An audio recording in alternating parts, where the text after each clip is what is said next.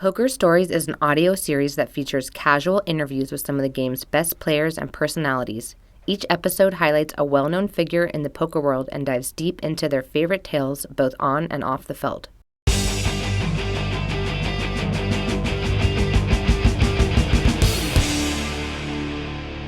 Hello and welcome back to Poker Stories, a podcast brought to you by Card Player, the Poker Authority, and hosted by me, Julio Rodriguez. Today we have episode number 48, featuring Staten Island, New York native Jared Jaffee. Jared is now 37 years old and has been grinding the tournament circuit for the better part of the last decade. In addition to a World Series of Poker circuit ring and a WSOP bracelet, Jaffee also owns a World Poker Tour title, having won the Best Bet Fall Poker Scramble in 2013. Jared also has numerous other WPT and WSOP final tables on his resume, and has recently started putting together results on the high roller circuit. In the past few months, he's cashed for more than $640,000 in 25K buy-in events, putting his career lifetime tournament earnings at more than $4.1 million. What's unique about Jared's story is that he didn't really have to play poker. Jared graduated from law school, he passed the bar, he got his first job, and on the day he was supposed to go to court, his friends convinced him to just call up his boss and quit. He's been a poker player ever since. That story and other tales of degenerate gambling behavior are ahead. That's enough intro. Here's my conversation with Jared Jaffee. Jared, how you doing? Doing good. How are you? I'm good. We're here in Vegas, your new home. How long you been living in Las Vegas, Nevada? Coming up on 2 years now. Yeah, you missed the East Coast? Yeah, I mean, I'm happy I'm here, but I definitely miss certain things back east. Some friends, family, the cold sometimes. But I'm definitely happy I moved out here. It's mid-September. We are coming off of a nice score at the Aria Poker Masters, second place in the, the 25, the first 25K. 25K no limit. And you're on your way to Borgata, huh? Yeah, I'm leaving 6 a.m. or 6:30 a.m. in the morning tomorrow, so got to get packing. How often do you travel these days? It's kind of hit or miss. I'd say I'll go on an average of a trip every month, 6 weeks, something like that. It just kind of depends what's going on. I basically still head to the same spots that I used to, and then maybe a couple different ones out here on the West Coast that I might not have back in the day. But I've been playing a lot more cash out here now, so that keeps me in town more than I used to stay in New York, I feel like. Nice convenience there. We'll get to cash in a second. I want to go back to Staten Island, New York. Yeah, born and raised. Tell me about Staten Island. What were you getting into? What was young Jared getting in trouble with? I would definitely get in some trouble. Family? Yeah, my parents still live there. I lived there through high school till I went to college in Atlanta. And then I was back there for one more year before I started law school and then moved to Brooklyn. But yeah, you're fast forwarding on that one there. But yeah, Staten Island was a lot of fun. It's definitely a place that can be entertaining and build some character. I'm not. What were your ambitions back then? Wow, what did you want to do?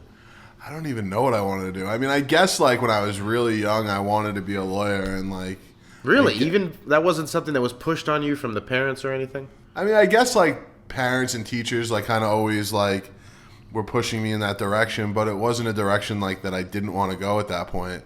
I guess when I was younger, I did pretty well in school and whatever, so I was always geared towards trying to go to a good college, and then I never wanted to be a doctor or anything like that. I don't want anyone's life in my hands. So lawyers have that same pressure sometimes. Nah, it's not quite the same. But I think when I was growing up, that was my most likely career path. But I think I also just kind of wanted to be successful and make money and get to do whatever I wanted whenever I wanted. So when I realized that really wasn't the life of a lawyer so much, I had to find a different direction. And Very few lawyers. Yeah, that's how I wound up doing this. I think it was hopefully a means to an end of never really having to take too many. I don't really have to answer to anyone, which is the key. I don't like taking orders. That is a very common trait in poker players. Yeah. The being your own boss. Yeah, I mean, that's important. I mean, like, I get to come and go as I please, wake up when I want, work when I want, more or less. You know, I'm not really a 9 to 5 in the office type of guy, which I figured out pretty quick. And, yeah, I mean, so far, you know, obviously there's ups and downs in poker. Everyone knows that. But even in the down times, for the most part, I never really saw myself doing much else, at least not at this time. So I'm pretty happy still. Staten Island.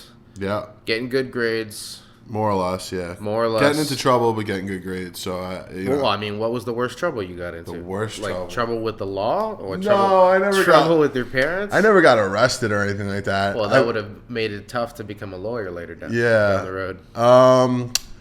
You know, I would just do stupid shit. I would, you know, I'd get in trouble in school. I would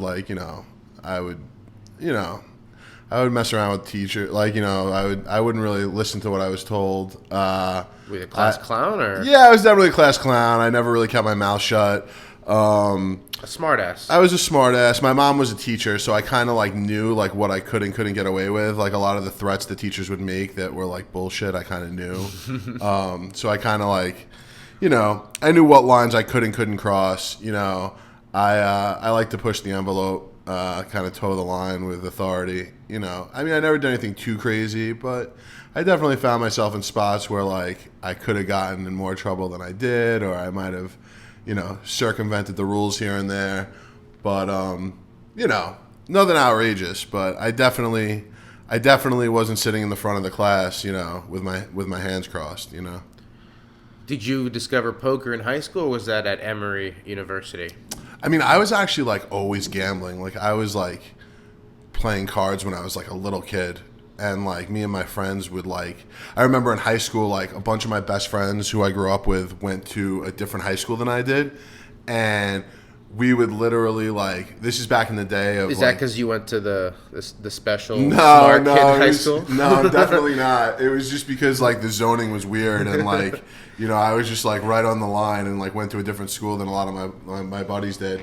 And like this was back in the day of like having beepers and stuff like that. Of course. And I remember I'd be sitting in like class and like I'd get like a page from like my boys in the other school like saying that they like dipped out of class early and they were going to someone's house to play like poker and blackjack and whatever. And I mean, it wouldn't say that. It would be a code or something, right? Right. Well, no, I would get like a code and then I would like go. I would like use the bathroom pass and go like to a payphone and they'd be like, "Yo, like we're at so and so's house and we're gambling," and I would just like grab my books and just dip out and like. Do you still remember your beeper? I had like a Motorola in like a lime green. Yeah, mine case. was like a neon blue, like see through, like you know. And I remember once like I dipped out of school early and like. I drove over to like where my friend's school was and like I literally like put a note like in his windshield and was like, "Yo, I want to gamble, like call me as soon as you get out of school." And then we did this like probably like 4 or 5 days a week and then you know, I was like playing cards like in like little neighborhood games and whatnot, and then I went away to college and I played with my friends there, but like nothing crazy, nothing too serious. This is Emory University in Atlanta, Georgia. Yeah, like we would have why?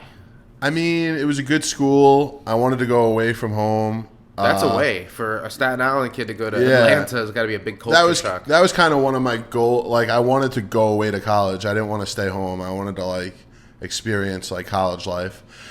And it was a good school. And like, I wanted like to go to a place with like a nice campus, but I didn't want to be in the middle of nowhere. And that there's not a lot of schools that kind of like fit that mold. But like Emory did, like it had a really nice like college feel to it, but like it was 15 minutes away from the city of Atlanta, so kind of had the best of both worlds. Yeah. And yeah, I mean, I had a great time there. Like we would play some card games, whatever, but we didn't even really play like Hold'em. We played like stupid games like once every couple of weeks, just like, you know, I was like betting sports a lot back then, and we would take like road trips to Biloxi, but like I wasn't even playing poker there. I was like playing blackjack and just like being a degenerate.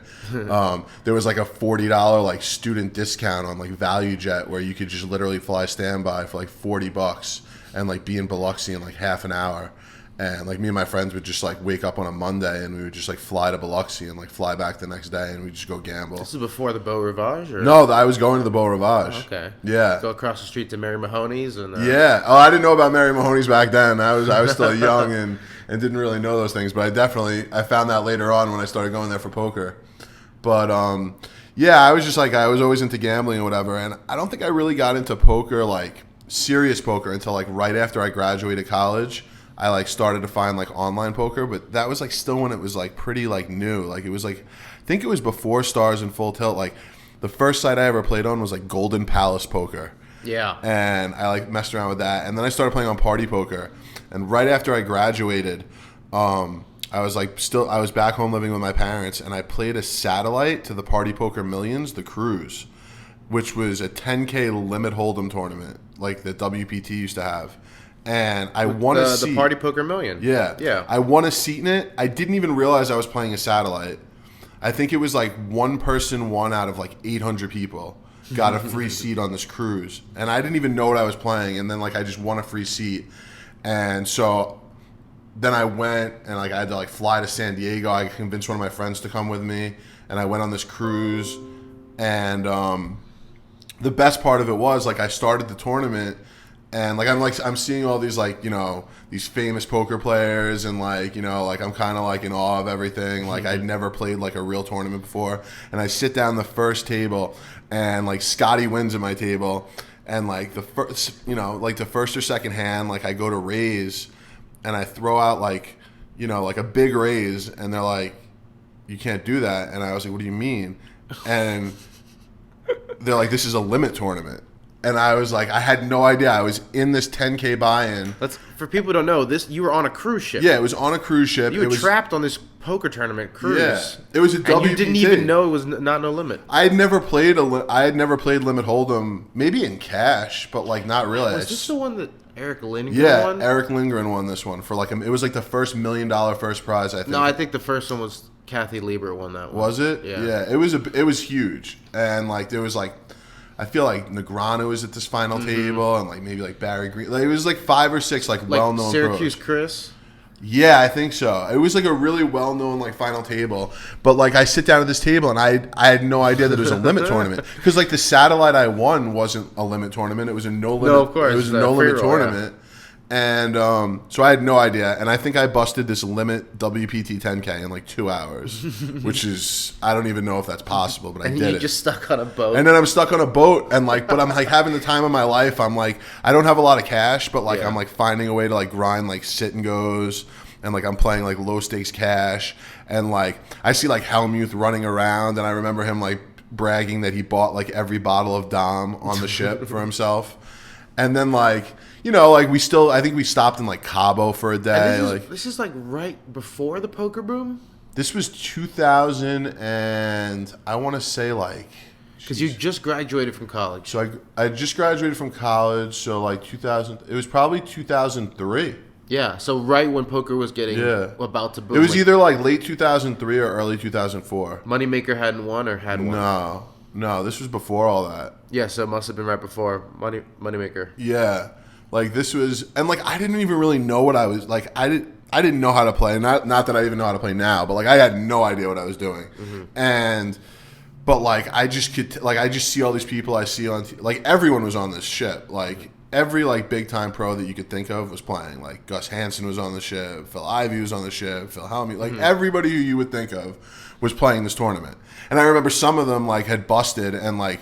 The first port that we like stopped at, they just like took their luggage off and they bounced. Yeah. But like a lot of them stayed. But I had a great I couldn't get enough of it, and I feel like that was like that week. I was like, this is what I want to do. That's what you want to do. Like I had no idea. That point, yeah, I don't think I'd ever cashed a tournament, and I still hadn't at that point. But not only that, but like you graduate college, and I remember we've had an interview before. You told me that you were basically going on these job interviews, and they kept hiring you, and you kept just pretending like you didn't get hired because you didn't want to take a job. Yeah, like I didn't know what I had taken the LSATs, and like I like had done the stuff that I needed to do to go to law school, but I didn't want to do it at that point, or at least I didn't want to do it yet. So I was like back living with my parents, and so I won this trip, and like I went on it, and like basically like my parents were like, all right, like once this trip is over, like you need to get a job. Like this is ridiculous. Yeah. Like unless you win like $1 million on this trip, like you're not playing poker, you're getting a job. So I was like, all right, fine. And I went home, and like over the summers when I was in college, I had delivered pizza. So I was like kind of still doing that, like just to make money, and because like it was the best job ever. Like you just drive around. My friends came with me. Like I was making cash every day, like getting free food. Like it was a great job. And so I was doing that. And Best tip you ever got? I mean, I definitely got like $100 tip for sure. Monetary or otherwise? Oh, I don't know. This is a family program. But yeah, I definitely got like, that's the thing about Staten Island. Like Staten Island may not like be the richest place, but the people who live there are like working class people. A lot of them who like tip real well. Yeah. Like you did well delivering pizza in my neighborhood in Staten Island. Like, you know, you weren't getting $2 tips. Like you were getting like $20 tips, $10 tips. Like an average tip was like $5. Like you did okay. So yeah, so like while I was doing that, like I was like applying for like jobs, but like they were just like, I don't even know what kind of jobs they were. Just like I was like sending my resume out like all over the place, and like, you know, like advertising jobs, marketing jobs, but like all different types of stuff, whatever came along. And I would like go on these interviews, but like they were like clearly like not like anything great. And like I would get I think I went on double digit interviews for sure. Like I don't know exactly how many I went on, 15, 20, whatever. And I got every single one of them, but I just kept lying and saying I wasn't getting there was actually, the funny thing is, there was one person who didn't hire me, and it was like one of my best friends from high school's sister worked at this company and like got me the interview, and that was the only job I didn't get. The one where I actually knew somebody. She threw you under the bus. I mean, I think, yeah, maybe. I mean, it just seems weird. You got drunk at a party and said the wrong thing. I mean, I don't think I needed to be drunk to say the wrong thing then or now. But, so yeah, I just kept getting these jobs, but I didn't want them. So I just kept telling my parents, like, yeah, I don't know. Like, I don't know what's going on. And they were like, this doesn't make any sense. And I'm like, yeah, well, we just got to keep plugging away. And somehow... You went to Atlanta. Why are you delivering pizzas? Exactly. Like, this doesn't make any sense. Like, and...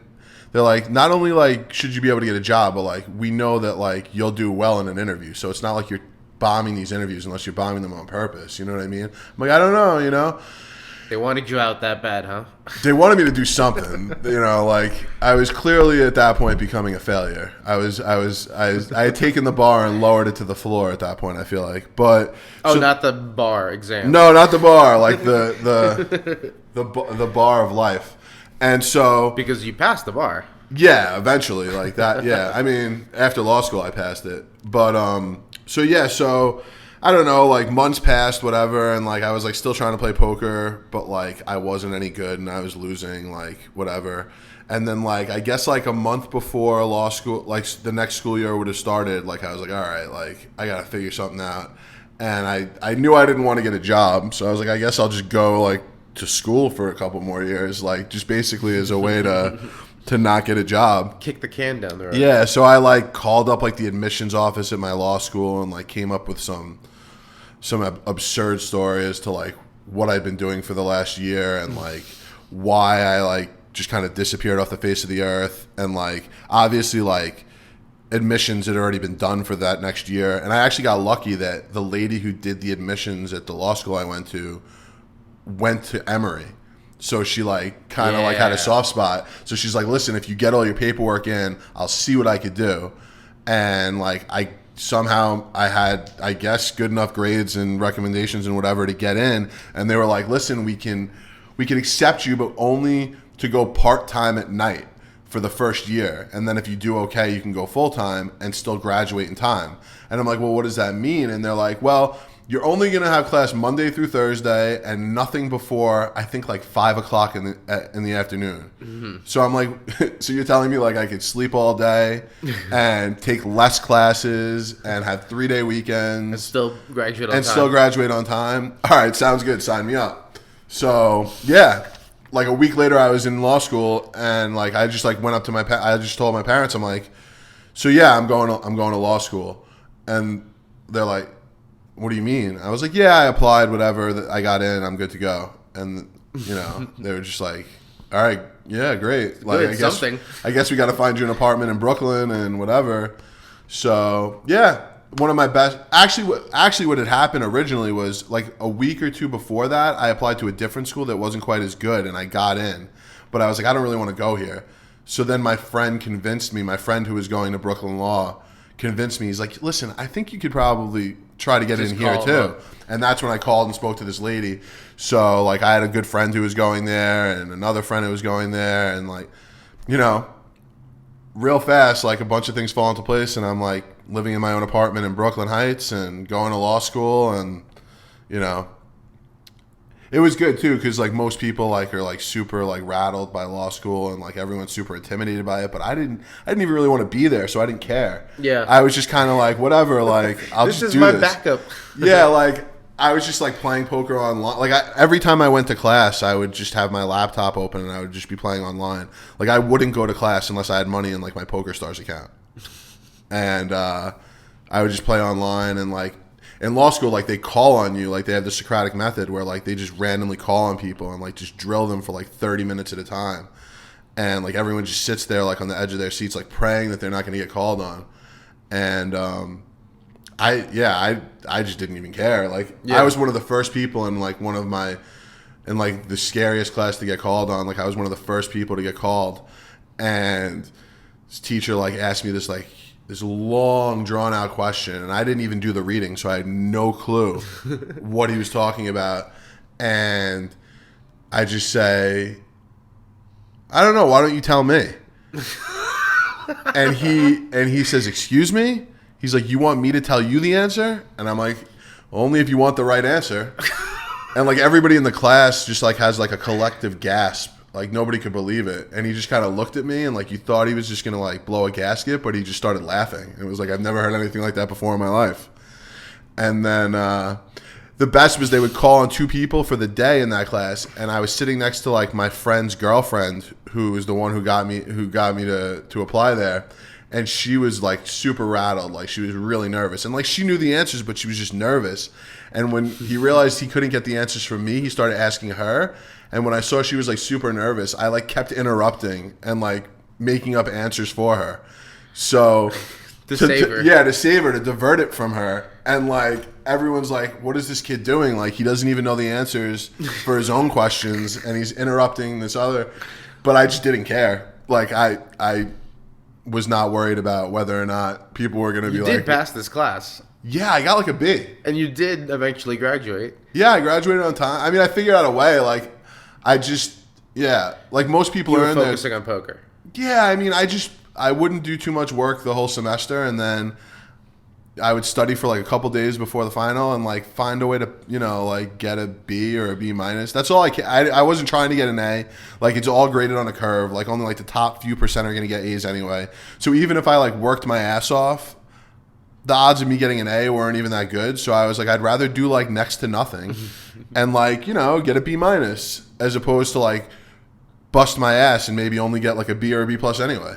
So I was just getting B's, B pluses, B minuses, a couple C pluses, and I was cool. I was cool with that. I didn't care. And during this time, were you getting better at poker? Is your bankroll growing? It would grow, and then it would go to zero, and then it would grow. Like I had zero bankroll management. Like one day I would have like $10 in my PokerStars account, and I'd run it up to like 1,000, and then I'd play like a $500 sit and go, and like a $300 like, you know, MTT.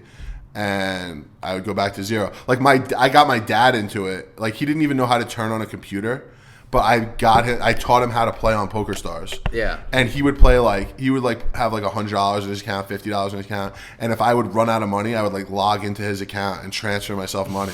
And then I'd get like an angry call and be like, "Did you take money out of my account?" And I'd be like, "Yeah, I'll send it back to you," or whatever.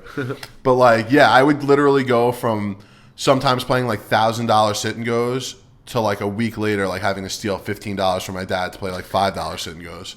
And this would go up and down for like for like a year or two. Like I was also going to like the underground games in the city, playing cash.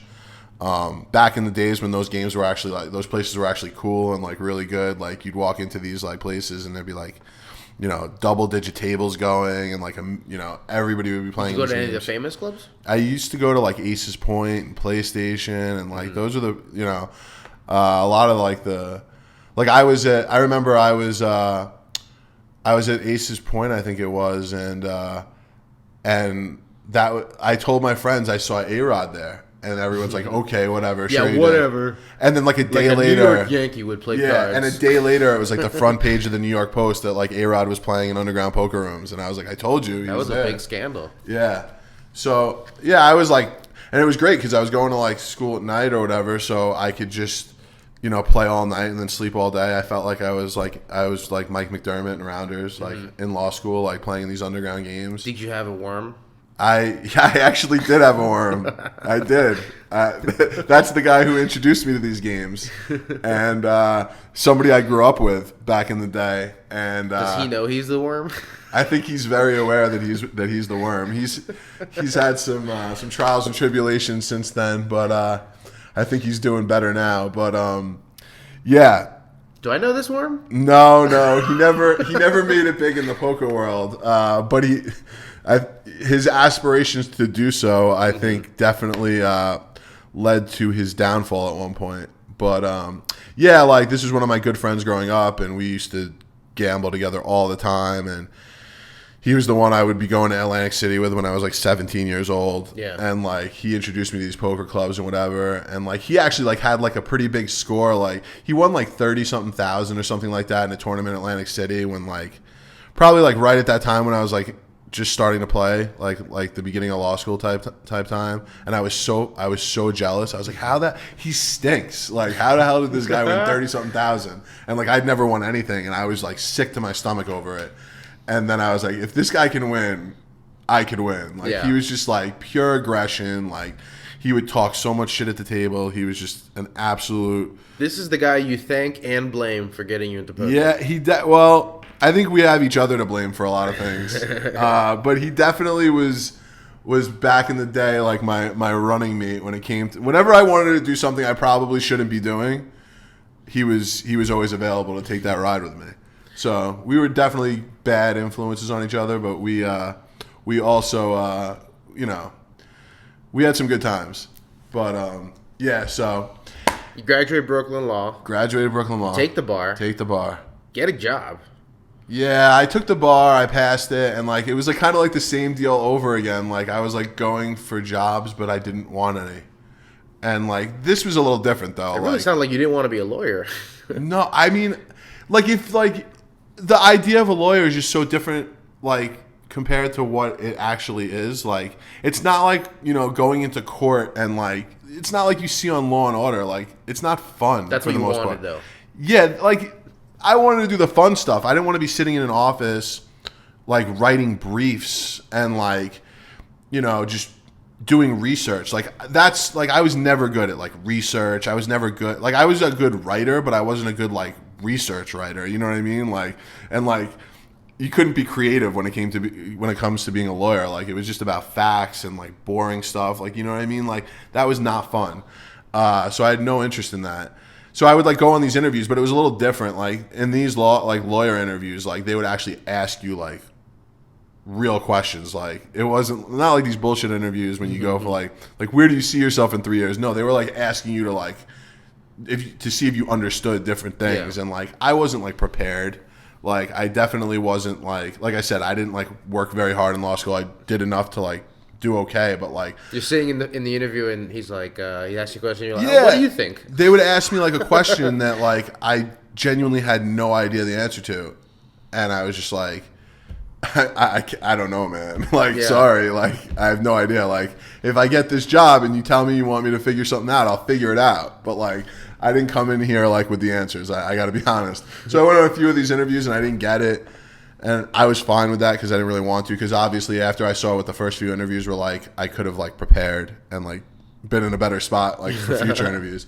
And then I went for another job, and I was like, I don't like I got hired and like I was like surprised. I was like, but it wasn't like a good job. Like it was just like a very like entry level lawyer type job. Like I wasn't making a lot of money, so like I was totally not motivated to have this job. Like it would have been one thing if I like had one of these big jobs where they're like, all right, like here's $250,000 a year. Like then I'd be like, all right, maybe it's worth like trying to like, you know, be good at what I'm doing. But like I didn't. That's not what happened. You were like handling what, slip and falls and yeah, probably like it was like a lot of like that like personal injury stuff, chasing and, like, ambulances. Yeah, it was nothing that I wanted to do. But like it was in Manhattan. It was like right off Wall Street. It was like at a fine, you know, it wasn't like, you know, in the middle of nowhere or anything like that. But I just didn't want to be there, and like it just wasn't really. So like the first 2 days, like took the job with a foot out the door. Yeah, like the first like 2 days, like the guy tells me like the first day, like, oh, we do 45-minute lunch breaks here or whatever, and like I go on like a 2-hour lunch the first day, and like I would come back and then like I would like sit at my desk for 15 minutes and then like go to Starbucks for 45 minutes. And like the first 2 days I kind of did nothing. Like they like had me like doing some like random stuff on the computer that I was like kind of like doing. And then like the third day I got sworn in the morning. And so I'm officially a lawyer. And then in the afternoon I go in and like I'm still doing like my bullshit work or whatever. And like at the end of the day they call me in and they're like, listen, we need you to go to court tomorrow and do yada, yada, yada. And I'm just like, I don't even understand. Like, by myself, like, I don't know what I'm supposed to do. They're like, no, like, you just do this, this, and this. And I'm like, I don't think I'm ready to, like, do that right now. Like, I've never done this. Like, shouldn't I, like, go with someone and, like, see what's going on? And they're kind of like, no, it's fine, whatever. Like, you'll be fine. And I, like, leave, and I'm just, like, shaking my head. And I, like, go to my friend's apartment. The one who got me to go to that law school with, and him and my other best friend at the time were like there, and we're like hanging out, and we're like, we may have been doing some things, you know, we might not have been fully sober, and I'm just like, I don't want to do this, man. Like, I don't want to go to work tomorrow. Like, I don't want to go to court. Like, I'm gonna embarrass myself. And my one friend is like, you should just quit. And I'm like, you think so? And he's like, yeah, call him right now and quit. And I'm like, all right, I'm going to do that. So, like, I pick up the phone and I, like, call the guy, the, like, lawyer who, like, you know, kind of, like, assigned me to go do this, who wasn't, like, the guy in charge, but, like, he was, like, underneath the guy in charge. I'm like, so, yeah, I actually just got a call that, like, I got a different job and I'm going to take that, so I'm not going to be able to do this tomorrow. And he's like, oh, yeah, like what kind of job? And, like, what? I was like, oh, like, in Jersey. And he's like, I thought you didn't take the New Jersey bar. And I'm just like, yeah, like, because I didn't. Yeah. And I just, like, kind of, like, brushed it off. He's like, well, what kind of law are you going to be practicing? And I'm just like, insurance. And he's like, with who? And I'm just like, Allstate.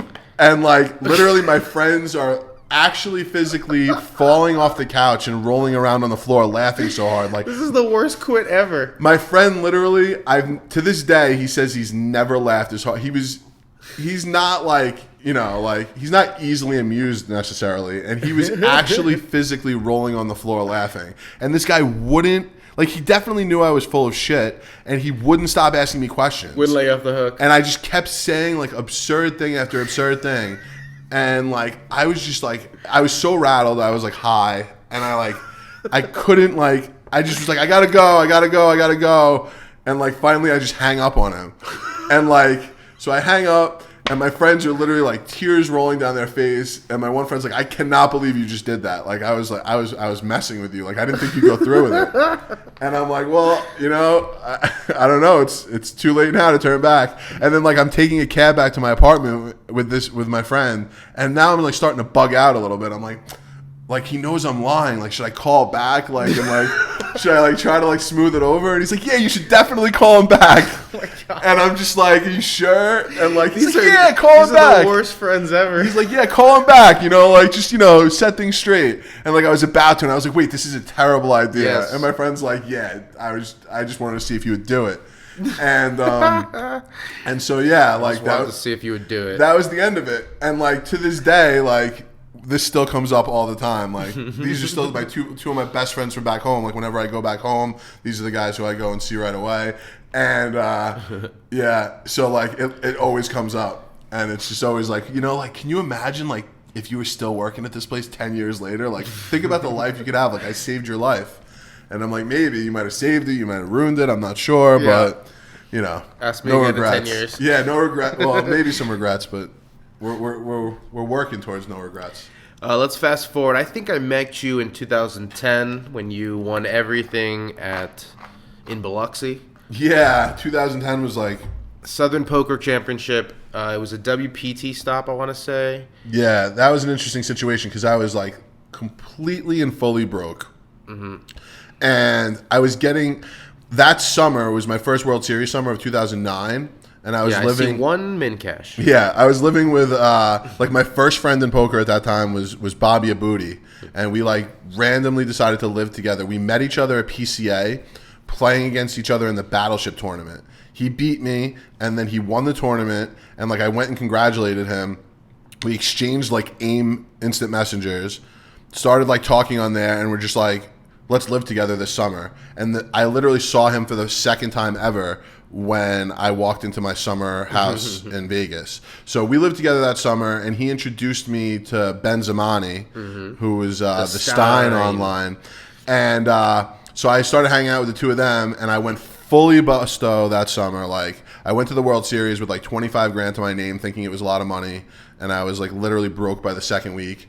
And Stein started putting me in like some random like full tilt tournaments and like whatever. And like I got like second in the nightly. It was like right before the main event, and like I got a couple dollars in my pocket, and I had already won 3 main event seats and lost all the money. And he's like, so like, what are you gonna do about like with the money that you got? I'm like, I'm gonna play the main. And I basically was like putting my entire roll into the main. And he's like, well, I could support that. And like he took a piece, whatever, and obviously I did not cash. And the summer ended, and I literally had nothing. And I was like, wow, like what am I gonna do? And so I went back home, and like Stein was like, all right, I'm gonna save you. Like I'm gonna like start staking you for stuff online. He was like letting me play like little stuff, whatever, but I wasn't winning.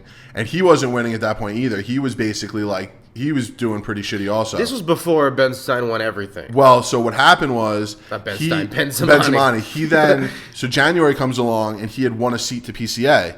And he was basically like if he was sending... Like, he barely could afford to send me a couple $100s to play online, like, whatever. Like, I had to grind, like, the small stuff. That's all he could afford to do. So he went to PCA, and he gets 4th place for $1 million. And so he's back. Yeah. And I'm like, well, I guess if he's back, maybe I'm back. And he's like, listen... Go to Biloxi, I'll meet you there. I was like, I have no money to get to Biloxi. I have no money to play in Biloxi. He's like, I'm going to wire you money for a plane ticket. Like, I still had comps there from college, so I got a room. And I was like, are you going to be there? He's like, you get there a couple days before me, play a couple of the prelims, and then I'll meet you there before the main. So I'm like, all right, no doubt. So I go down there. Yeah, this is the 10K WPT main. Yeah, I had no intention of playing the main. Like, I didn't think there was any chance I was playing this 10K. So I go there. Like, he wired me a couple grand. I get a plane ticket. I go there the first day, I play a $500 buy-in, and I win for like, I don't even know. 49.9. Okay, that sounds about right. Like 49K. So I win this tournament. I'm like, wow. And then like 2 days later, I play like a $300 buy-in, and I get third. 8K. Right, 8K. And I'm like, then I convince him to let me play like the 1K on full tilt, the weekly 1K, and I get like 5th or 6th in that. So I'm literally like, in 4 days, I've like, made 3 final tables. I've won like 75,000 or something like that. And he's like, well, I guess you're playing the main event. Yeah. And I'm like, I guess. Like, I'd played one 10K before, and that was by accident on the Party Poker Cruise. Like, and next thing you know, I'm at the final table of the main event. Yeah. And I end up getting 4th for like, I think it was like 160 grand or 140 grand. 135. Yeah, 135. And now all of a sudden I have money. Or like not a lot, but like I went there having $0, and now I've got some money in my pocket. I have a backer who's just won $1 million, and I just got hot for him.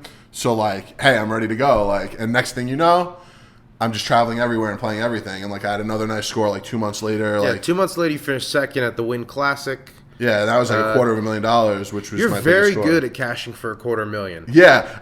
Literally, I don't know if you do. know this, but you cash for $250,000 quite a lot. Yeah, I think I have like my biggest score ever is like 400K, and I think I have probably like 10 scores in between like 100 and 300. Yeah, because like it's your wheelhouse. Yeah, my wheelhouse is either winning a tournament that's not quite really big, or like getting like 5th through 7th in like the really big tournament. Yeah. So Yeah, I definitely have left some money on the table throughout the years. That's for sure. But that was obviously, 2010, you're off and running. Yeah, like I was like trying to win player. Like I was like top 3 for like card player of the year at one like late in that year. Like I was trying to win that. Like I was like doing well in WPT player of the year. Like so I literally went from the beginning of the year. Literally, I had $0. I didn't even know if I was gonna ever play poker again. Like, and now I'm traveling all over trying to be player of the year, and I wasn't even any good at all. Like I was just You don't think you were good back then? No. I mean, even compared to to your opponents? No. Just all luck. No, I mean, you know what it was? Like, obviously the game's changed a lot since then. Like, I was good at certain things, but I had zero fundamentals. Aggression was enough. Like there was some aggression. Like I was like pretty good at like figuring out where I was in spots, and like I would definitely play like a bunch of hands really bad, and then I would play a hand. Like I would play hands really bad, and I would get punished, and like I would bust the tournament, and then there would be other times where like I would like find the right answer, and like. Sometimes I'd find the right answer a few times in a row, and then I'd have a big stack, and then... You're playing a high variance style of... my variance over the years has kind of gone up and down and up and down. Like, at the beginning, like, actually people thought I was, like, a huge nit, and I kind of used that to my advantage. I started, like, being a little bit more outrageous, and, like, people were giving me credit more than I deserved. And then there was like a lull for a couple of years when people figured it out and like gave me no credit, and so I had let's to start talk about over. the lull. 2010, great. 2011, 2012, not so much. Yeah. Was there a thought of let's get off this train? Yeah, definitely. There was one point. I don't remember what year it was. I think it was maybe 2012, where I was at the World Series, and I again went fully broke, and I had like no cash. I was like out here. I like sold some ash and whatever. And min cash. Yeah, I've had some rough summers, and basically my dad was like, "Listen, I'm gonna get." My parents don't have a lot of money, but they've always given me more than they could.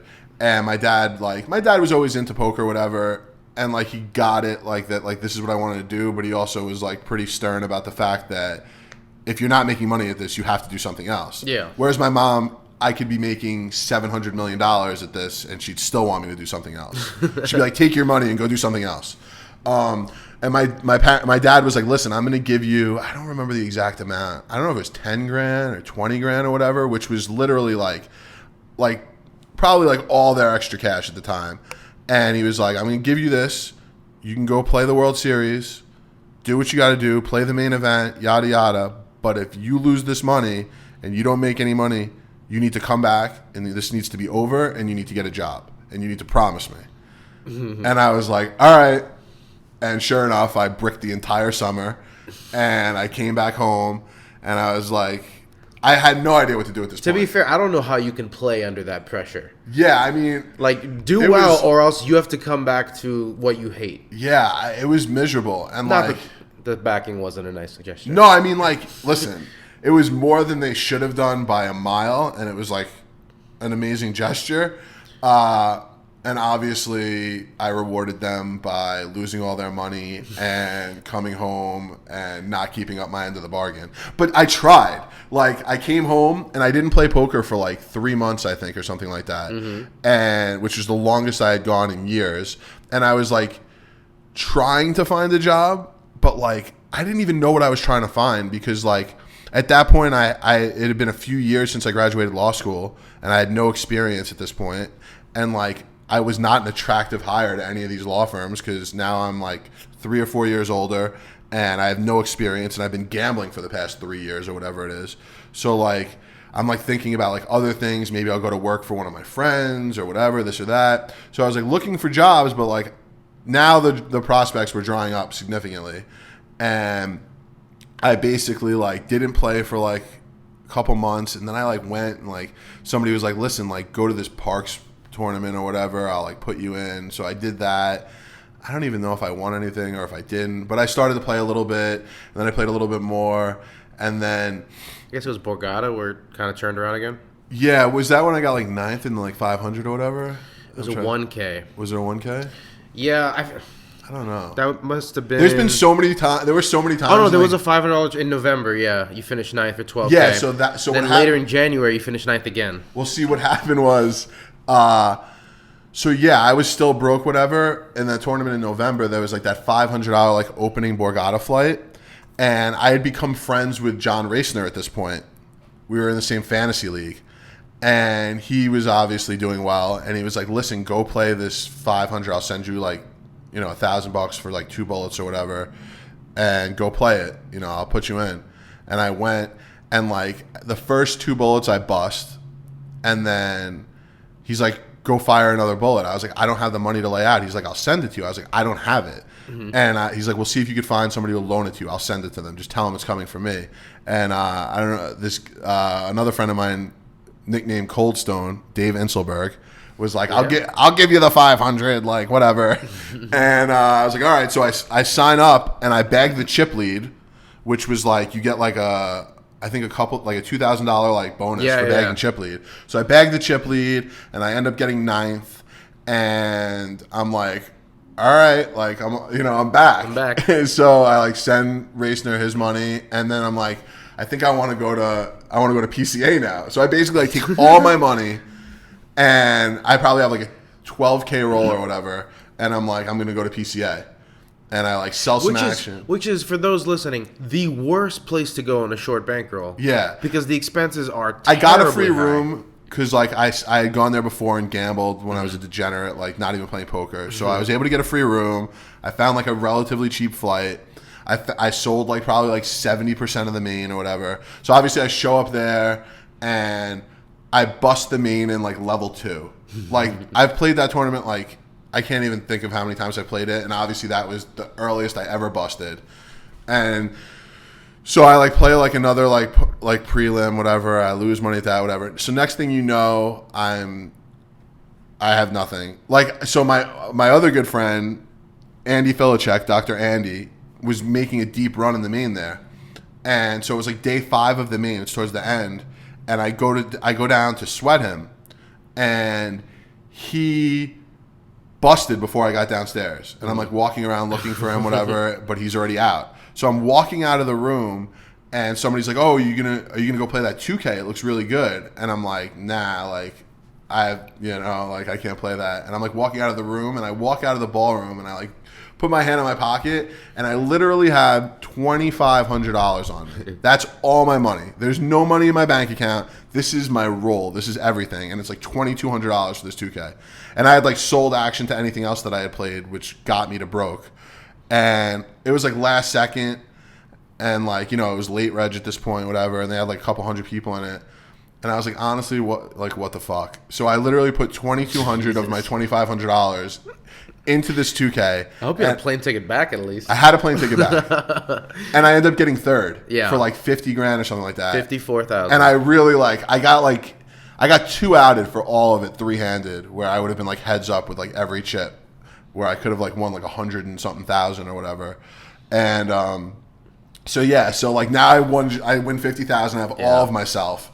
And like this is the most money I've had in probably like 2 years. And so again, I'm back. You take that money, you go to the World Series, you finish 3rd in a $2,500 4-handed event. I remember that one. Yeah, they got rid of it the next year. Basically, any event I final table at the World Series, they get rid of. That was $130,000. Then you win an event at Aria. Yeah, I won their first Aria Classic for $50K, and then after that, every time it was like worth like $300, $400K. Cash in the main. Then we get the big results coming. You win WPT Jacksonville, the Fall Poker Scramble in 2013. Yeah. That was the beginning run for you at WPT stuff. What? Yeah, I mean, I'd had I think that was like my 3rd or 4th final table at a WPT, and I hadn't, I think I had gotten like a 4th and a 5th. Maybe that was my 3rd one, I think. And I came in with like the chip lead, and like I was in a really good position, like. It wasn't like a really stacked final table. It was like I was definitely in a position where like I'm supposed to win there, and I felt a lot of pressure. Like I was like really? I was like the other ones like Biloxi. Like I didn't even know what the hell I was doing. Like I just came out of nowhere, and then like I think this is also your first like chance at a big like a marquee win, because like you didn't have a bracelet at the time, right? I mean like I had almost won a bracelet. and I had gotten a fourth and a fifth in other WPTs, but like both times, like I wasn't coming in as chip leader. There were some really good players at those tables. It was like early on, like I was happy to be there. Now I've been playing for a while. I'm coming in with the chip lead. I'm probably like considered the better player at the table, and so I'm like, if I don't win this one, like, am I ever going to win anything big? Like, I hadn't had a big win, and obviously the night before I get food poisoning, and I'm literally sick as a dog. I'm like, am I even going to be able to play? And like, I find a way. Like, I get there. I like just put a bucket next to you. Yeah, I felt so awful. And then I'm playing, and like, I instantly like get aces against like the short stack and bust somebody, and like I like calm down a little bit, and it got to heads up like pretty fast, and then yeah, like I had like probably like a 3-1 lead or a 2-1 lead or something like that, and I ended up like getting it in on like a paired board with like deuce 4 of hearts on like a flush draw board against aces. So I got it in with 4 high, but a flush draw against aces, and I like rivered the flush, and I literally like I don't know, like if people know me, like I don't ever react when I win, like ever, like. When I won my bracelet. Did you expect to lose? Well, I expect to lose, yeah. And, like, I'm just, like, I'm, like, anti-celebration. Like, it's, like, a huge pet peeve of mine. Like, I don't mind if you get mad when you lose. Yeah, pro-complaining, but anti-celebration. Yeah. No, like, I feel like if you lose, like, you're entitled to complain. But, like, because, like, if you're, like, bitching to somebody who just won, like, they just won. So, like, whatever. They're happy. You know what I mean? They're winning money, whatever, like... Right. But if you're celebrating, you're basically like celebrating in someone's face, kind of like who just lost. Like that's my logic. Like you're kicking the man while he's down. Yeah, like I don't want. Yeah. So I like literally like I couldn't believe it, and I like Bobby Abudi like was with me, and like we had traveled there. We were like rooming, and we were going to St. Martin right after that, and like he was like there sweating me, and I literally like. I jumped out of my chair like I've never shot out of a chair before, and like literally, there's a picture of me like jumping into his arms. Like it was like literally the most excited I had ever been, because I just couldn't believe it. Like I was genuinely like as happy as I'd ever been. That was definitely the happiest. That was the most pure joy I've ever experienced winning a poker tournament or like in poker. Whereas like years later when I like won the bracelet, 7 months later. Was it 7 months later? Yeah, like then. I wanted to win that bracelet so bad, like... This was the $1,500 no limit hold'em mixed max. Yeah, like there it was like different. Like I had always wanted to win a World Series bracelet. Like that's all I ever wanted to do at that point. And I was just like so like...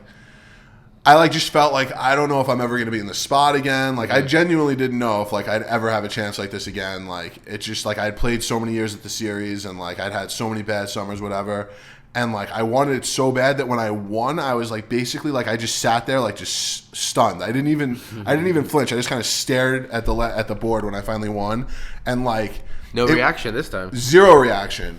And, honestly, like, I could tell you, like, whereas when I won the WPT, like, I was, like, ecstatic and it was just, like, euphoria. When I won this, it was just an utter sense of relief. Yeah. Like, I literally, like... I wasn't even like excited. I was just relieved. I like wanted it so bad, and like I just was like, thank God I won this. I would have been so demoralized if I didn't win. Like once I was heads up, like if I didn't win, I would have been so crushed that I was just like, thank God. Like this is how sick I am. I was like, thank God I don't have to feel the misery. Like it wasn't like, wow, it's so great I get to feel all this like this ecstasy. It was no, like thank God I don't have to feel shitty. Not thank God I feel great. It was thank God I don't feel shitty. And I always say winning does not feel as good as losing feels bad. It's not even close. It really isn't. Like I said, like when I won Jacksonville, like that was an incredible feeling because it was just like, you know, everything like came out. You know what I mean? Yeah. Like, and it was like unexpected and whatever. But since then, like over all these years, it's like everybody like wins. Like let's be honest, like everybody who plays poker for all these years, like everyone's gonna win something. Mm-hmm. Like you put in the time, good or bad. Like if you're good, you're gonna win. If you're bad, you're still gonna win. Like you might not win enough. Like you may still be a loser, but like you're gonna have a good couple days where you win something. So like everyone's gonna win. But it's those spots where like, you know, you're in a position where like you should win a huge hand for a huge equity, you know, and you don't, and you just realize like how how close you were to like having something really great happen, and then you don't, and you're just right. If you got like devastated. 5th instead, Yeah, like, it's just like because one hand goes differently. Yeah, it's a completely different career almost. it really is. Like, because like let's be honest, like you can go. I mean, if you're not one of the best players in the world who are always winning, like if you're just like a good player who's like a winning player Who picks his spots, who like wins enough to sustain what they want to do, like you go long periods of time sometimes without winning, and so like when you're in those spots where like you can have a huge score, like you have to capitalize, and if you don't, like you never know when that next chance is coming. So like there's a lot of pressure when you're kind of like a circuit type of grinder to when you get there to close. And if you don't, you kind of sit there being like, shit, like am I going to have this spot again? Well, like, like how long is the money that I just won going to last, as opposed to like how much I could have had if I would have just won this flip or like not gotten too out of here, And yeah, I mean, those spots where it doesn't go your way, like they're brutal. That feeling is way worse than any good feeling. Do you shake off tough beats pretty well, or does it take you a few days?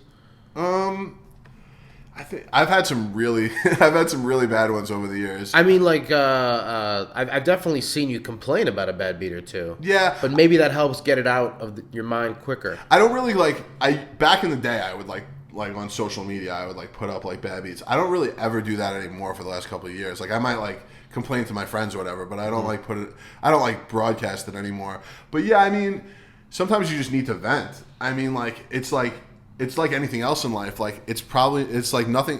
Everyone says it's never healthy to like just let things bottle up, whatever. So like if you like take a real bad beat and you're like want to like just explode, like I don't think it's healthy to just like let it fester. Like you gotta get it out somehow, whether it's like putting it on Twitter or like putting it in a group chat or like whatever.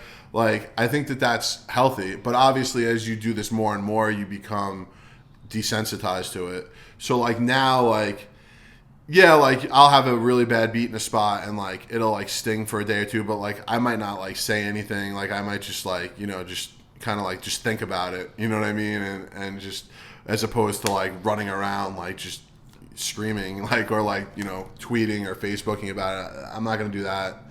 But yeah, I mean like I said, like I get it when people like because like this isn't like losing like a baseball game, like you know what I mean, like this is people's life. Like it's the same as like if like you lose a big case as a lawyer, or like you're an advertising exec and like a huge client like decides to ditch you or whatever. Like this is how we make our money, and if you get screwed out of hundreds of thousands of dollars, like when you were in a position to win it and like it was through no fault of your own, you just get unlucky, like that's gonna sting. And like not only is it gonna sting like in terms of like I wish I would have won for the glory, it's gonna sting like like that money was gonna pay for like my rent or like the next tournament or whatever, like or the next 10 tournaments. Yeah, like it's not this isn't like people like think of it like some people on the outside think of it like it's a game, whatever, but like it's not a game if this is your source of supporting yourself. So like it makes sense that like if you take a really bad beat in a really high equity spot that it's going to have an effect on you. Yeah. You just kind of got to, like I said, like as you go deeper and deeper into this, you kind of got to desensitize yourself to the money and to the beats and to the, whatever, and just try to make the lows less low and the highs less high, and just try to, just not get too emotionally involved. As for some it's easier than others. Well, speaking of becoming desensitized to the money, last year you win an event at the 5 Diamond for $85K. You take that money, you go to the circuit stop in LA, you win that for $211K, good scores. But then you become a high roller and you're playing all these 25Ks. Yeah, I mean, I'm not a high roller. I'm definitely not a high roller. This summer, you finish 4th in the 25K, and then the next day, I think, you win the 25K for $300,000. Yeah, I had played a few 25Ks over the years, like PCA and like maybe one at the Hard Rock, whatever. Shot taking, or somebody liked your game and it was like a combination. Like I was putting up a decent amount of my action, and I found some other people to like. But I was always taking more of myself than I should have by a lot. But those were like really big ones. As you've been known to do. Yeah, I definitely have been known to have a little gamble. More than I should probably. Definitely. But like in those 25Ks, those were like really big fields where like you can win like life-changing money and like, there's a lot of spots in them still and whatever.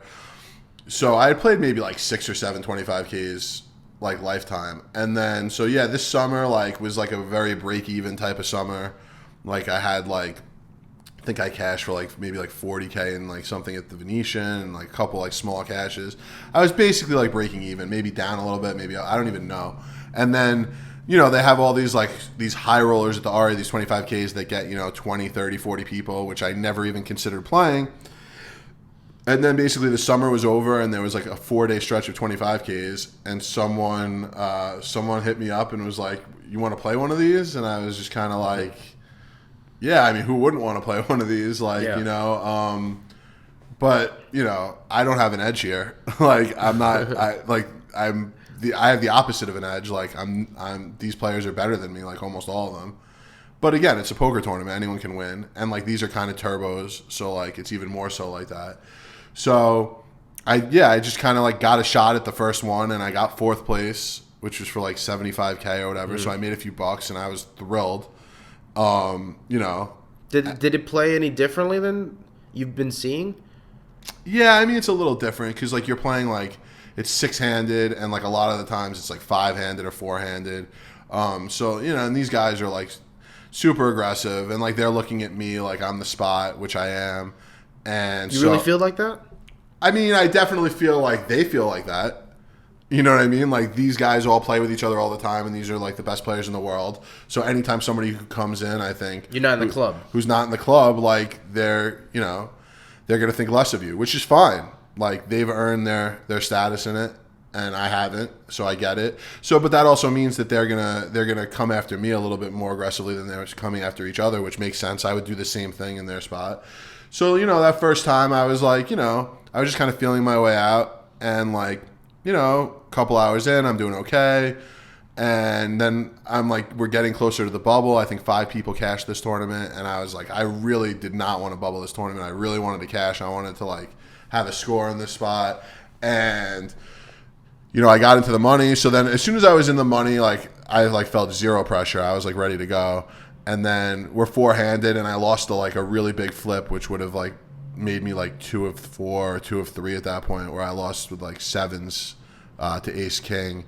And so I get 4th and I was disappointed because like I knew that I was like 1 flip away from like probably locking up, having a very high chance of finishing top 2 and a legit chance to win, which would have obviously been a much bigger score. But it was a tournament I didn't expect to be playing at all. Like I literally found out I was playing it the day of, and so I was happy, disappointed but happy. And then there was another one the next day, and it was basically like, you want to take another shot? And I did, and I didn't cash that one. And then so I figured it was over. Like I made a couple bucks.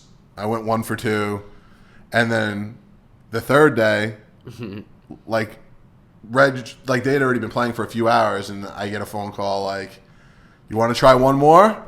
And I'm like, I'm not going to say no. And I like reg like super late. Like I would say like I probably reg like the 7th or 8th level, like when it's 9 levels of reg and they're only half-hour levels. And I like doubled like immediately, and then I just kept winning pots. And next thing you know, we're in the money, and like all my friends show up at this point, and they're all sweating me, and it's basically like, they're all drinking and sweating me, and like everybody's Who like. Who are you heads up with?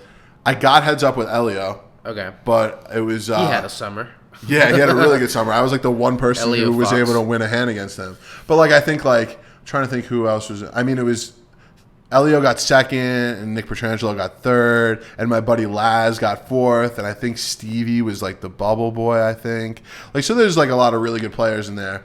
And I actually did not run well. Like once we got into the money, like I lost some like brutal hands. Like I remember I lost like queens to 6-7 suited all in pre, where like we were 3-handed, where I would have been like chip leader heads up, and instead I was like the short stack, and then I came back and I just couldn't win. I was just like losing like all. I think I lost like 4 out of 5 all-ins or whatever, like, that were either flips or I had the best hand. But somehow I wasn't busting. I was, like, somehow, like, I was always finding a way to stay alive, and then I would, like, get a double, and I would, like, kind of, like, just hang around, and then next thing you know, I'm heads up, and I ran hot heads up. I made a bunch of hands, and,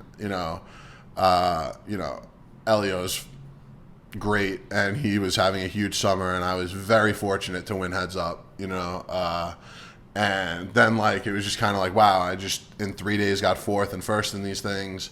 Like, I have no idea how this happens. Like, everyone's getting a pretty good chuckle out of it. Like, and I don't blame them. Like I said, like, I don't ever play these things. These guys are all awesome. Like, some of these guys play these all the time, and, like, they haven't won any, or they took them, 15, 20 tries to win one, and I just walk in there and win. And, like, obviously, like, I don't deserve that. You know what I mean? Like, I'm not better than these guys. Like, I just variance was on my side for a couple days. I played another one the next day. You say that, and then a week ago you finished second in the Poker Masters in at $25K. Is there something you're doing that's not computing with these robots? I mean, I don't know. I mean, I'm certainly not playing the way that they play in certain spots. Like, I would say that, obviously, like I said, back in the day, I had 0 fundamentals. I definitely have improved on that, but they're still not on the level of these super, super elite players. But at the same time, I think that I do other things well. You know what I mean? Like, I think I have a pretty good sense of my table image, and I think that I definitely don't play scared. I'm not afraid when I'm at the table, even in spots where, like, I probably should be, like, tightening up a little bit. Like, if I think it's time to go for it, I go for it. I think if you're going to play against these guys who are really good, like, you certainly can't do it in a passive manner. Like, everybody, like, jokes about, like, live reads, whatever, blah, blah, blah. But it's still a factor. Like, you still have to pick up on things at the table. Mm-hmm. You still have to, like, get certain vibes off of where people are. Right. They seem to have the attitude that they're giving away nothing. Yeah. And, like, they're giving away very little. Like, let's be honest. And, like, it's almost never, like, a physical tell. It's not like some guy's, like, scratching his nose. Like, that's ridiculous. Like, that's not happening Separating in these spots. An Oreo. But I think that you can still pick up on subtle things, like when it comes to just, sizings and, just different lines that people are taking. And, like, a lot of times where I may not do the fundamentally correct thing, it's not necessarily that I don't know what the fundamentally correct thing to do is. I just choose to do something different. And so, like, when I'm playing against these guys, I think I have a good sense of what they're going to do, even though I may not have done the same thing myself. But yeah, again, obviously I ran well. I don't think I'm better than these guys. You know what I mean? I think I'm good enough where I can play with them, and if the cards cooperate, I can certainly win these things. But at the same time, like, I wouldn't be Bank of Timexing myself. I wouldn't be selling myself at 1.2 markup in these things. You know what I mean? Like, I'm not delusional. Now, that's not to say that if I don't put in the work that I can't get to that point at some point. I'll be completely honest. These guys work harder than me. I know some of them. I know the work they put in, and they put in more work than me. So they should be better than me, and they should win more than me, and that's whatever. But at the same time, when I'm in there, I'm going to be, doing everything I can to beat them, and I'm not going to be intimidated. Like, that I can assure you that I won't be intimidated. Like, which maybe, I don't know if that's a good thing or a bad thing, but I think it works to my advantage. Well, that goes back to you putting up $10K to play a limit tournament you didn't know it was limit. Yeah, I mean, I guess listen, everyone... over the years, I've definitely played in games. Like, I'm never going to not play a cash game because I don't think it's soft. Like, I'll start any game. Like, people know that. Like, which I would probably be in a lot better spot right now if I was a little bit more disciplined than that. But I have gamble in me, and I'm not afraid to play against people who are better than me. Everybody knows in poker that in short sample sizes, the best player isn't going to always win, which means that there's going to be times where I should win in a game and I get crushed and I can be better than everyone at the table, which also means there are going to be times where I may not be the best player at the table, but I'm going to win. And That's all there is to it. So I'm gonna play in every spot that I have the opportunity to play in. I'm not gonna back down if I have an opportunity to play in big games. And if I lose, I lose. Hopefully, at least if while I'm losing, I'm gonna learn a few things while I'm at it. And if I play well and I run well, then I think that I can win in these spots too. And I think that I've definitely proven that I'm definitely good enough where if things go relatively well for me in terms of variance, that I can capitalize and do well in these things. And, only time will tell if that, this last $25K that I got second in is the last one that I'll ever cash in, or if maybe it's, the beginning of, winning a bunch of these. But I'd be lying to you if I told you I expect to go out there and go win a bunch of these in the near future. But that doesn't mean that I don't think that I can. It's just, we'll see what happens. Yeah, you ready for rapid fire questions? Yeah, why not? All right. I saw you on Poker After Dark, winning a 6-figure pot against Antonio. Yes. When you picked off a big bluff there. Uh-huh. Biggest pot you ever won or lost? That was the biggest pot I ever won. Yeah? For sure. People need to check this out. If you can I think it's on It's on Poker Go. Twitter, it was maybe even on YouTube. It was the second day of the Talk week in February, and like the first day what was the game in this one? It was the second day we were playing, I think like 50, 100, 200 or 100, 200 with an ante or whatever. And the first day I was winning the whole day, and then like the last hour I like just played awful and went from like being the biggest winner in the game to like the biggest loser in the game. And then I came back the second day and like I picked off a couple of bluffs early from Antonio. And then I played that huge hand where like I was sick to my stomach because like I had like played well all day, and I had like won back all the money I lost plus like a decent amount more. Mm-hmm. And then I play this hand where if I'm wrong, I literally just lose everything that I worked to get back. And like obviously like I didn't exactly have a very good hand. But this goes back to what I was saying before. Like I have the gamble in me. I'm not afraid to put my money in the middle if I think I'm making the right decision. And in that spot, like I feel like a lot of people might not have done what I did, especially, when taking into consideration like the percentage of bankroll to, money on the felt. But again, like if I'm gonna play, I'm not gonna play scared, and I went with my gut and the hand, the way it played out, and what I'd seen the last couple of days of playing. I thought I was right, and I got lucky that I flipped the coin right that time. There's been plenty of times where I haven't. Yeah, I won't spoil the details because it's a fun hand to watch. If you guys listening, go check it out.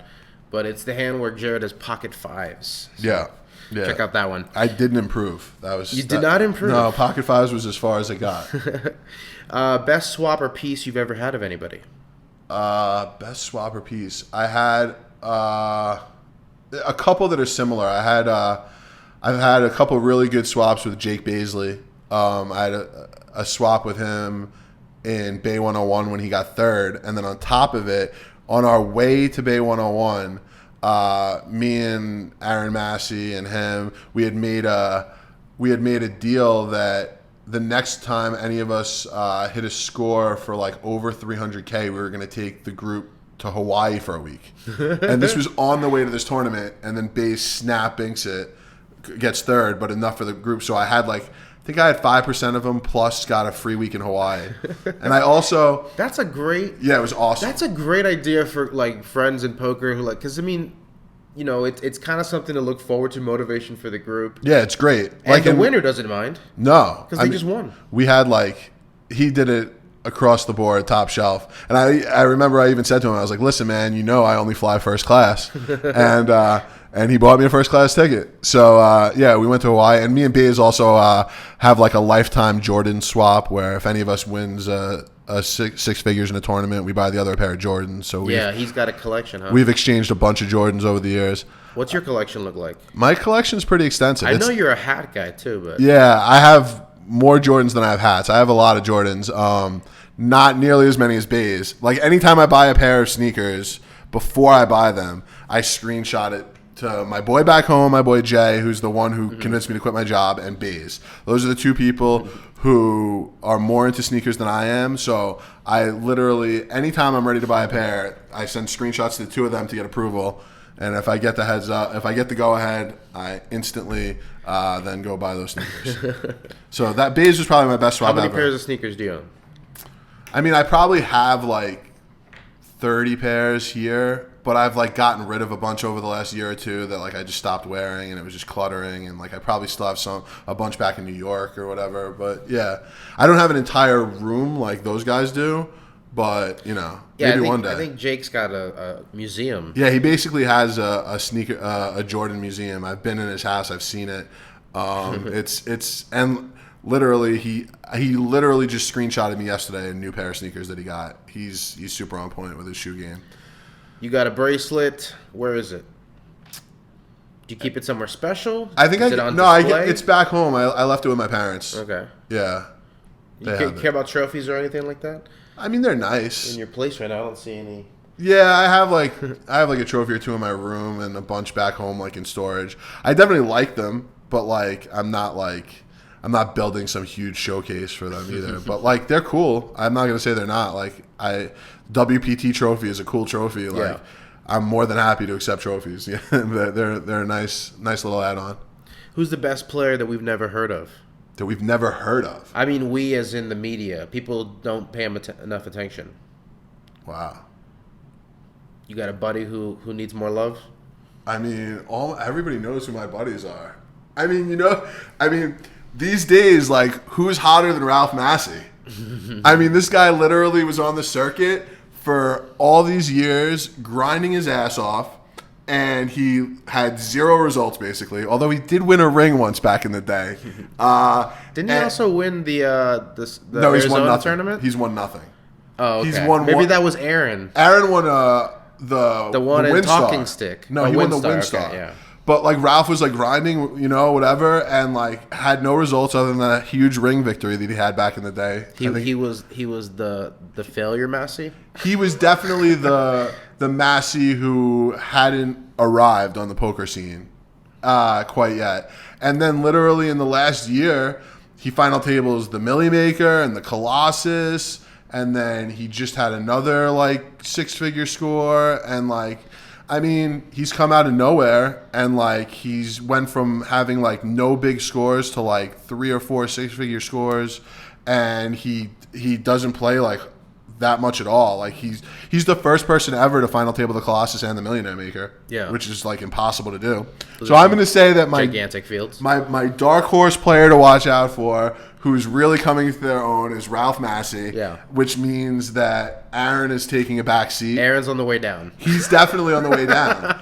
Aaron, and there's not that far to go though because they're so close to the ground. But yeah, I mean, no, they're both really good players. They're two of my best friends in the world, and they're both really good. But I think I'm really happy for Ralph that like he's finally like really starting to. After putting in a ton of work, like he was the butt of a lot of jokes in our group of friends. Like obviously we loved him, whatever, but we would bust his balls pretty hard, and because he had no results, and he would always be watching training videos and whatever. And then now he's had more scores than any of us really in the last year or so, in the last 6 months, and he's running deep in everything that he plays. And it's really nice to see somebody who you're close with do well, and when they've gone through a lot of down times. So that's my player that people don't give enough respect to, who's coming into his own.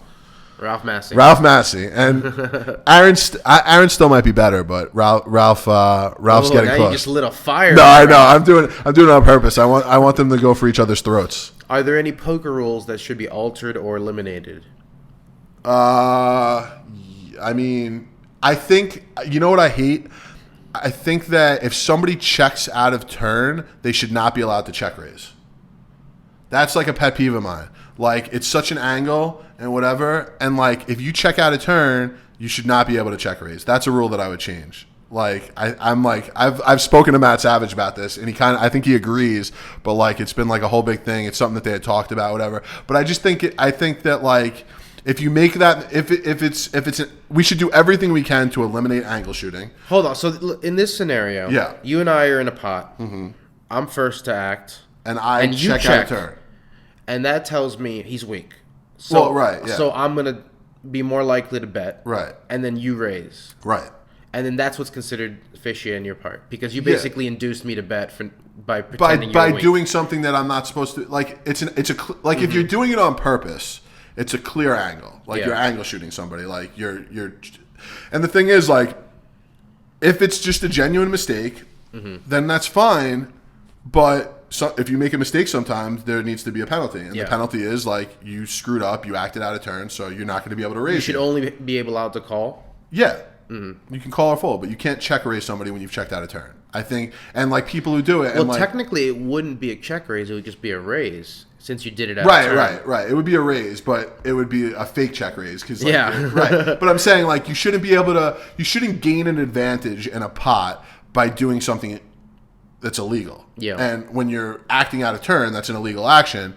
And if you're inducing someone to bet, I don't see how it's fair then to allow you to gain an advantage from doing that. So that's just like a thing of mine. Like, it doesn't happen that often, but there are those people out there, especially like some of the smaller tournaments, like on the circuit, whatever. Sometimes you're in the middle of nowhere, and this will be like their crafty little angle. And I just think that we should do everything we can to eliminate angles in general. Yeah. Like, you know, like obviously like poker, like there's like, you know, the factor of like, you know, people think like poker players are scummy. People are like always trying to like get over on people, whatever. So when it comes to like the rules and whatnot, I just think we should always err on the side of doing whatever we can to discourage people from angle shooting or doing anything that's not, you know, good for the integrity of the game. And that's just one thing that I could think of off the top of my head that I've always thought like should be a rule. Because, you know, like you shouldn't gain a competitive advantage in anything you're doing by doing something that's not allowed. So when you do something wrong, you should be penalized, and your penalty just is, you know, just like that. So that's one rule that I would change or add. I wonder now if I can just check out a turn every street and call every bet. There wouldn't be a penalty for that. Well, I mean, because you're not raising, but you are inducing bets. Like if you had the nuts. Yeah, but like obviously, like if you do it, like if you keep doing it, like you can get a penalty for it. Right. But I'm saying like that first time, like sometimes it only takes that one time. You're playing a huge pot, like it's the river, like it's a you know a tournament changing pot, and like the guy like checks, like you know what I mean, like obviously you know you shouldn't be able to win, you know, like obviously you need to be responsible and like get a feel for whether or not the person's doing it on purpose. But again, we shouldn't give. But the TDs know. They know who these people are. Right, but you know who the angle shooters are. Right, but the first time somebody does it in a tournament, nothing's gonna happen. Right. Which is why that should be a rule. You know, like you can't do this. Here's your penalty. And like obviously sometimes people just do it by accident, like they don't know where the action is, whatever. But and like it's gonna suck for them that they can't raise whatever, but at the same time, there's other things that you do in the course of a poker tournament where if you make an honest mistake, you may lose an advantage. Also, how much often do they even want to raise? Considering they were trying to check out a turn legitimately. Exactly. Yeah. Listen, I've checked out a turn before, and I once did it like playing. I was playing a horse tournament at the World Series, and I literally made the wheel in Raz. And I like am not used to playing these games, and I like screwed up and checked, and then I ended up check raising the guy, and I like was like literally sick to my stomach about it. And someone at the table like accused me of like angle shooting, and other people at the table were like, listen, like if you know him, you know he didn't do it on purpose. But I knew as soon as I did it, I was like, fuck, that's like, gonna look weird. This is gonna look bad, like, and I 100% didn't mean to do it. But if the rule was that I couldn't raise him in that spot, like I would have been totally fine with it because I like felt bad about having to raise, but I have the nuts, like I have no choice. Well, you know, back in the day, check raising wasn't even allowed in poker. See, I don't think we should go back to that. It was considered undignified. Yeah, I don't think we should go back to that. But I'll tell you what, if we did, these high rollers would be I think the field would be. The rest of the field would have a lot better chance against these guys if they weren't allowed to check raise. I'll tell you that much. That'd be an interesting twist on a tournament. Yeah, it would make it pretty boring, but yeah, I don't think we should go back to that. We got one more question and then the random question. Okay. Final question before that is headphones on at the table? Yes or no? I don't. I use them sometimes. I would say. I use them. I probably have headphones on like 20% of the time. And what are you listening to when you are? It depends. Like I'll either be listening to just like a random shuffle on like Pandora, or like more often than not, like I might just be watching like something on Netflix or whatever. Like, I don't do it in tournaments that often. I'll do it more when I'm playing cash, just because like it, you know, like it could just be really boring sometimes. You know what I mean? Like, Yeah. I'll just put on like a show that I've seen before that I like, that I can like kind of tune in and tune out. I don't mind it as long as it doesn't like slow down the pace of play. But I'll use it sometimes, not that often, but I will do it. But I am a huge proponent of getting rid of all these ludicrous disguises and all this nonsense that people are wearing. Like disguises. Like I hate the people who wear these huge scarves. Oh yeah. Who cover themselves with hoodies. Mm-hmm. Like I never have and never will wear sunglasses at the table. Like I think wearing all these different things, like to cover up your neck, to cover up your face, to cover up your eyes, like I think it's an absolute clown show.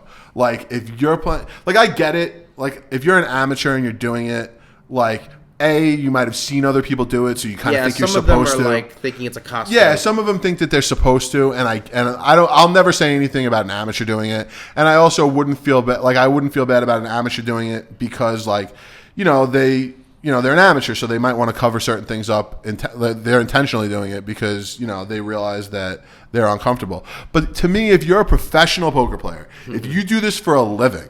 Okay, this is your job. You're playing 10K buy-ins, 25K buy-ins. You're traveling the tour. This is what you do. Then be a man. Let me see your eyes. Let me see the pulse in your neck. If you can't control it, then figure out a way to do it. Like, seriously, like, man up.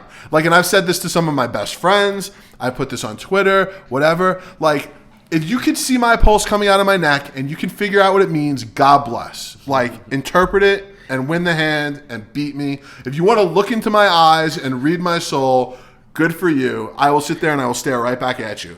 But like, if you need to wear sunglasses and a scarf and cover up your face and like sit there like so that like you're in some type of costume show, like I don't think you're a professional. I think you're a clown. I say this. I'll stand by this. I don't care if you're the best player in the world. And what I did notice is like playing these 25Ks. I think in the 25K I played the other day, there was one person wearing a scarf or a hoodie. There was one person in the whole tournament wearing anything other than sunglasses. And I think maybe there were two people in the entire tournament, if that, they were wearing sunglasses. So it's not the 25K people. I mean, some of them, just not in this one. But I'm saying, like, it doesn't, I think it's a bad look. Yeah. I think it makes amateurs feel uncomfortable, like when they have pros who like act like that. So I don't think it's not inviting. It doesn't make people want to come play against you. Like, I'm not saying you need to sit there and talk to everyone at the table. Like, sometimes you want to, sometimes you don't. I get that. But you, like, part of the game is like keeping the game going and making it an atmosphere where people want to come play with you. And you want people who aren't as good as you to come and want to play and give you their money. And when you make them uncomfortable and when you're staring at, that's another thing, the stare downs, like, stop. Like, you want to stare at somebody for 10 seconds, great. But staring at somebody for a minute and a half, like, before you're about to, like, make a C-bet on the flop in level 3 of a tournament that wasn't even that was just a single raise pot, like, grow up. Like, it's not necessary. It doesn't make you cool. It doesn't make you intimidating. It just makes you look soft. And I'm glad I asked you that one. That one got kind of ranty. Yeah, seriously. Like, and I will. Anybody who thinks that anybody who doesn't agree with me, I just want to say that you're wrong. So, and that's coming from a lawyer. Yeah, you're wrong. We end the podcast the same way every time with a question from the random question generator. Okay. What stat for your life would you most like to see? Like, if you could summon a genie right now and say, tell me how many X in my life, what would you want to know? Like, that's already happened or that will happen going forward? I would assume that's already happened, like your accrued stats. I would like to know what percentage of random girls I've gone up to at a bar have accepted my advances as opposed to rejected my advances. You want to know your success rate? I want to know my success rate. And I'm not saying it's good. That's why. I kind of want to punish myself. You know, I'm a little bit of a masochist. I bet it's better than the national Like, average. I'm, you know, I definitely, everyone knows, like, I have very little fear in this department. And I also, you know. You miss 100% of the shots you don't Yeah, take. I don't care. Rejection doesn't scare me. And I have fun with it. So I'm actually kind of curious, like, what my success rate is. And I think it would be funny. And it might also motivate me to What counts as a success? Just the girls kind of feeling it? Yeah, I mean, I guess, like, not... Or you don't get slapped? Yeah, like, I don't think I've ever been slapped. I think, like, at least, like, getting a number. Yeah. Minimum. A working number. You know what I mean? It doesn't count if it's like a fake number. I think that'd be a stat I'd like to know. I mean, I'm 37 now. I've been running around for a while. So I feel like we've got a pretty good sample size. That's a career. So yeah, I feel like I've definitely been, you know, I've definitely taken a lot of shots over my day. Yeah. So yeah, why not? I think that would be a fun one. I think it would be humbling. I think it might be embarrassing, and I'm cool with that. So, you know, and it also might motivate some other people to, like, you know, to get off the couch and, like, say, you know, whatever, like, you know, it's not that big a deal. Never know. It's not that big a deal, bro. Like Nikki Palmer says, it ain't that big a deal. Jared, that was great. Thank you so much. I appreciate it. Thank you. Holy crap, I had no idea that we were recording for so long. Just one of those episodes where neither of us bothered to watch the clock. But that will happen when you're hanging out with Jared. He's definitely one of the more entertaining players on the circuit. You can follow Jared on Twitter at Jared Jaffee 21 and watch him with the aforementioned Massey brothers almost get kicked out of a restaurant. If you like the show, hit subscribe. Believe me, we got a big episode, a huge episode coming for you next week, and you're going to want to be subscribed for it. Until then, thanks for listening.